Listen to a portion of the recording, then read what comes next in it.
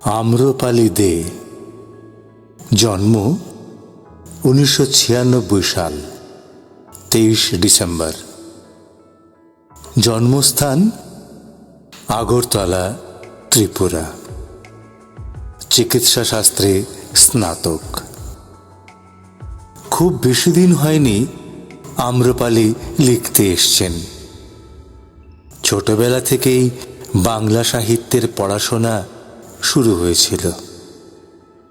12 বছর বয়স থেকেই শেক্সপিয়ারের নাটক আম্রপালিকে গভীরে নিয়ে যায়। হোস্টেলে থাকাকালীন বাংলা কবিতা পড়তে শুরু করেন।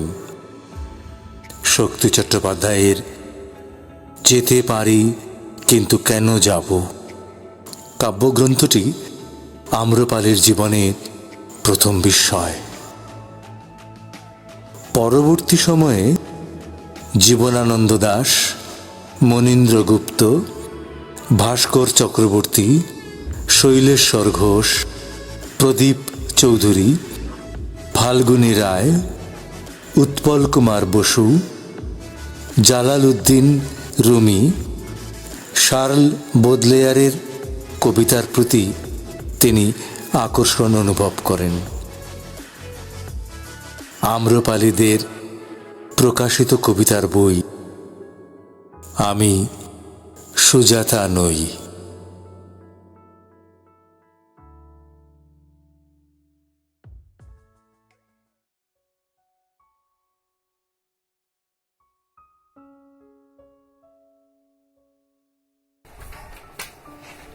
কিভাবে অন্ধকার হয়? কিভাবে অন্ধকার হয় দেখতে নেমে আসি ক্লাসরুমে। চেয়ার, টেবিল আর বইগুলো পরস্পরের সাথে কথা বলে। আমি শুনি, দৃশ্যান্তরে লাফ দিয়ে এগিয়ে যাই কখনো। জানালার বাইরে থেকে গিরগিটির মতো এগিয়ে আসে অন্ধকার। সংকটকালের কবিতারা ক্যালেন্ডারের কালির পায়ে প্রণাম ঠুকলে ঘণ্টা বেজে ওঠে হঠাৎ। একটি সুদীর্ঘ শকুন মৃত্যু কামনা করার আগেই পৌঁছে যায় কোমা স্টেজে। ক্লাস শেষ হলে একজন শিক্ষক আমাকে হালকা বিষয়ে ভাবার পরামর্শ দেন। বিষয়টিতে সূর্যালোক আসে, রোদ আসে না। দেশলাই বাক্সে 50টি শলাকার 19টি নষ্ট করে ফেলি না, কাঠি করি। বারুদবিহীন উদ্বেগে কেঁপে কেঁপে ওঠে মানুষের ছায়া। ওরা কথা বলে না, কিছু বাতিল শব্দ বৃষ্টি করে।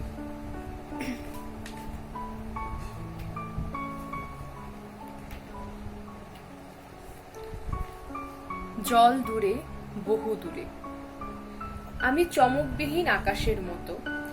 আকাশের চমক আমাকে ক্লান্ত করে। বহুদিন কোনো বৃষ্টিপাত হয়নি। বৃষ্টি চাতকের মতো ছটফট করে। শুষে নেয় আমার বিস্তার। এই জ্বালা ধুতে পারি না। জল দূরে, বহু দূরে। রাত বাড়লে চোখে ঘোরাফেরা করো তুমি। রাত বাড়লে টেবিলে গুছিয়ে রাখি রজনীগন্ধা। অন্ধকারে পৃথিবী পাশ ফিরে শোয়। দূরে কোনো শব্দ নেই। পাথরে হৃদয়ে রাখি, হৃদয়ে পাথর।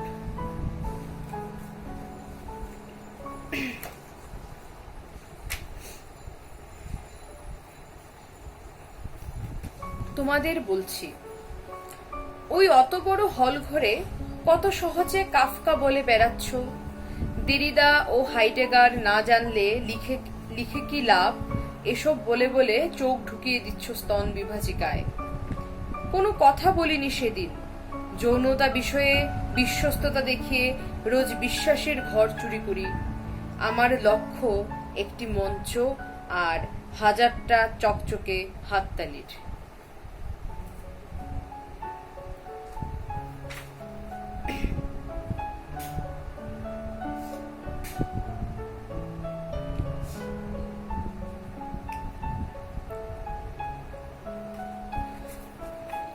কবির মৃত্যু। ধীরে ধীরে শহরের সমস্ত বৃষ্টি সরল হচ্ছে। আমি একটি কবিতায় ঘুরিয়ে ফিরিয়ে বারবার লিখতে চাইছি।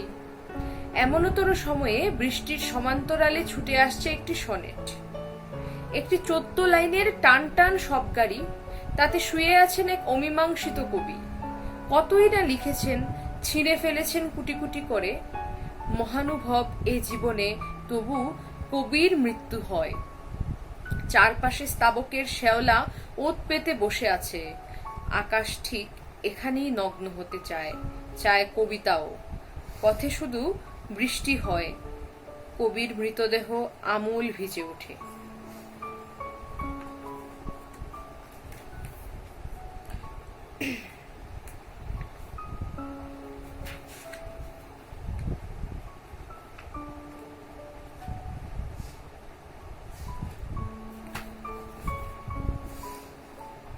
প্রতিস্পর্ধা। দুর্বল কবিতারা একে একে দুর্গ গড়ে তোলে, চারিদিক ঘিরে ফেলে কুয়াশা। অস্পৃশ্য ভেবে কতগুলো কাটা হাত এ পথে এগিয়ে গেছে। মরা রক্ত দেখে কত কাল দূরে সরে গেছে পাখি। ছিদ্রবহুল ভবিষ্যতের মুখে ভেসে আসা বাংলা ভাষা স্বস্তিদায়ক নয়। পাহাড়ে চলে গেলে এই দীর্ঘ যন্ত্রণা মুছে যেতে পারে, সমস্ত নীল বয়ে যেতে পারে নদীর সাথে। পাহাড়েও মানুষ মরে যায়, ছিটকে বেরোয় রক্ত। মানুষের রক্ত খেতে খেতে জমা জলে ভেসে ওঠে লাশ। আমরা স্বর্গের গর্তে শুধু মাটি ঢেলে দিতে পারি।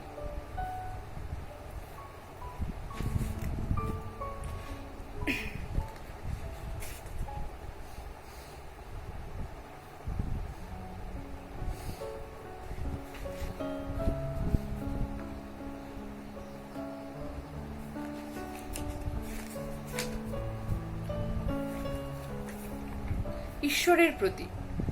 শহীদ শ্রমিকেরা সাদা ফুল ছড়িয়ে দিয়েছেন ঈশ্বরের রাজনৈতিক পায়ে। যেসব ফুলের গর্ভ বেয়ে ঠোঁট কাটা রক্ত গড়িয়ে পড়েছে, জনপ্রিয় ঈশ্বর ওদের আত্মাকে ক্ষমা করুন।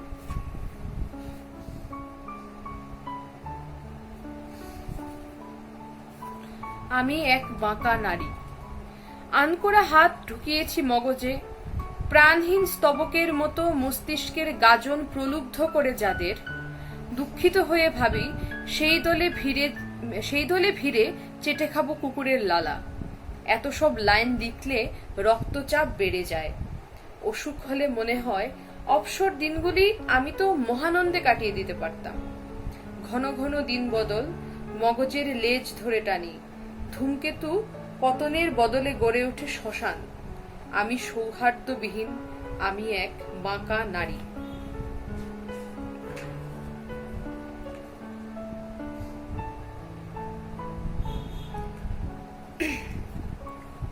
ভাষা। লতাপাতা সরিয়ে কাছে চলে এসো, ফিরে এসো আমার কাছে আবার। পাতার পোশাকে আমরা ভালোবাসবো, জল থেকে তুলে নেব নদী, বাতাস থেকে কুড়িয়ে আনবো ঝড়। ধান্দাবাজির প্রসঙ্গ তুলে দেয়ালে আটকে রেখেছো পা, তাকে নিয়ে এগো এবার, তুলে দাও নরম শয্যার বুকে। অদ্ভুত প্রজননে বুক ধরফর করে রাতে, তবু প্রজাপতির পাশ কাটিয়ে এসে দেখি মৃত্যুর মতো শুয়ে আছো তুমি সভ্যতার কিনারে। খাদের ভেতরের যৌনতা বর্ণমালার মতো বুক উঁচু করে হাওয়া খায়, রক্ত ছিটিয়ে দেয় কপালে। তুমি আর চোখে তাকাও, ভাষাকে নমস্কার করো। পণ্যের মতো। কবিতা লিখতে গেলে মনে হয় তীব্র আলোয় এ কোন অনাত্মীয় পাশে এসে বসেছে। বোঝার আগেই বেজে ওঠে ঘণ্টা। প্ল্যাটফর্মে সঙ্গীত পরিবেশনের পর বেরিয়ে আসেন কন্যাদায়গ্রস্ত নিরক্ষর পিতা। তার চোখের ছানি মানচিত্র ছুঁয়েছে। উন্নত বুকের যুবতী হিসেবে মানুষের চোখের দিকে তাকাতে পারি না। বৃদ্ধদের মৃত্যু সমাগমে দুদণ্ড বিলাপের পর প্রতিটি আন্তরিক চিৎকার জঠর পার হয়ে খোঁজ করে উন্মাদনার। আমার মুখ বিজ্ঞাপনী পণ্যের মতো মুখস্থ করে চারিদিক। অভাব। পৃথিবীর ওপর দিয়ে উড়ে যেতে হয়েছিল, খুব বেশি দিন তো হয়নি যে ভুলে যেতে হবে। মানুষ লোলুপ দৃষ্টিতে চেয়ে আছে ঈশ্বরের সম্পদের দিকে। ঈশ্বরও তাকিয়ে আছেন মানুষের দিকে। ঘুমের অনেক ভেতরে চলে গেছি আমি, একটি সফেন সমুদ্র হাঁসফাঁস করে আছড়ে পড়ে বালির ভেতর।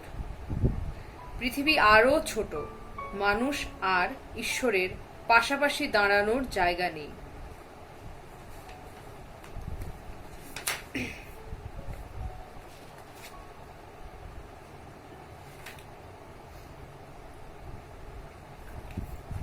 কাল। প্রাচীন অন্ধকার ঠেলে যে শিশুটি বেরিয়ে আসবে তার চারপাশের রক্তে ছোবলের দাগ। ভয় হয় প্রতিপালনের সীমানা আজ কত দূর। অন্ধকারে কবিতা বেধির মতো দুরারোগ্য। আজ বিষাক্ত স্বপ্নে ঘর ভরে গেলে ন্যাড়া মাথায় সংসার করে পৃথিবী। আততায়ীর হুজুগের মতো লেখাতে মন দিই। জেন গল্পগুলো প্রাতরাশে চুপচাপ আমাকে খোঁজে। ছদ্মনামে বিবেক এসে বসে যায় সামনে। দোদুল্যমান জনপ্রিয়তা টাল খাবে ভেবে ভয়ে ভয়ে উঠে পড়ি।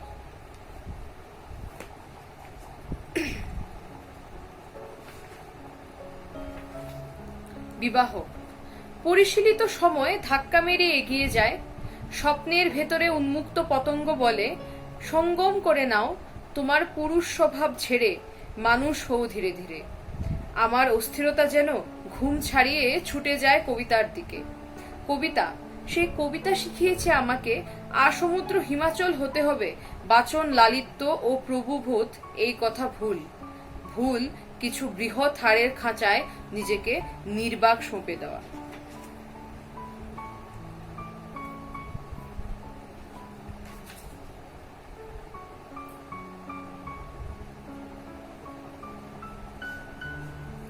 হে ঈশ্বর, এক, আমার যৌনতা ছেদ করে যারা লিখে চলেছেন কল্পকবিতা, ইচ্ছে হয় তাদের কাছে বসি কোনোদিন, চায়ের কাপে খুঁজে দেই হীনমন্যতা। দুই, বাষ্পের মতো খুঁড়ে চলেছি স্মৃতি, এই সান্ত্বনার কুয়াশায় স্তন থেকে ঝরে মৃত্যু, জনিবে প্রসূতি আলো। তিন, রজনীগন্ধারা আজ নগ্ন শুয়ে আছে ঈশ্বরের পায়ের কাছে। নীল দীর্ঘশ্বাসে ভারাক্রান্ত প্রহর, আগামীকাল আবার যুদ্ধে বের হব। চার, হে ঈশ্বর, জনস্রোত তোমার উচ্চতা ছুঁতে পারার আগেই আহত আমাকে মন্দিরের ভেতরে ছুঁড়ে ফেলো।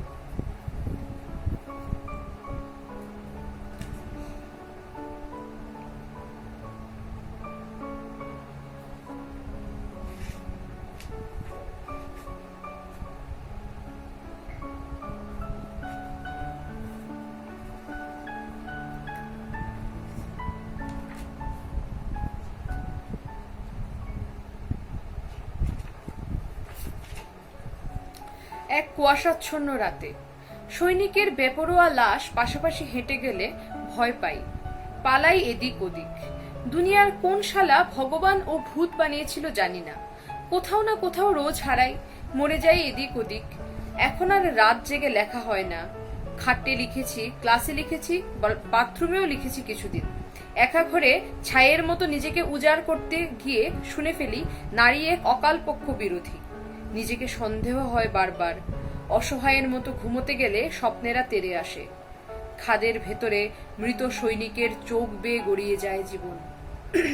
কোনো এক নিদ্রাহীন রাতে আমার পুরুষ বিভ্রম বিকারে পরিণত হয়, বিকার পরিণত হয় মোহে। একদিন কবিতা ছেড়ে ভাত রুটির গদ্যে ঢুকে পড়ি।